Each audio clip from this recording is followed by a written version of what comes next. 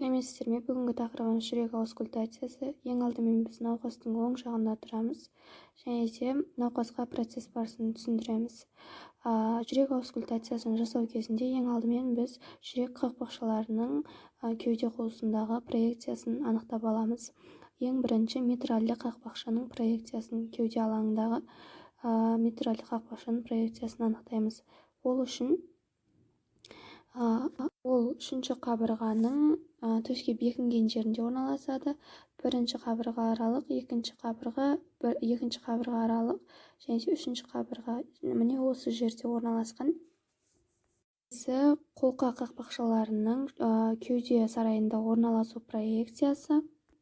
Қолқа қақпақшалары кеуде сарайында үшінші қабырғаның шеміршекке бекінген жерде, яғни оң және сол жақ үшінші қабырғаларының шеміршекке бекінген жерінде орналасқан. Ол яғни мына осы жерде. Енді келесі артерияларының кеуде сарайында орналасуы, яғни бұл жерде өкпе артериялары ол екінші қабырғаның үстінде, яғни екінші қабырғаның шеміршекке бекінген жерінде орналасқан.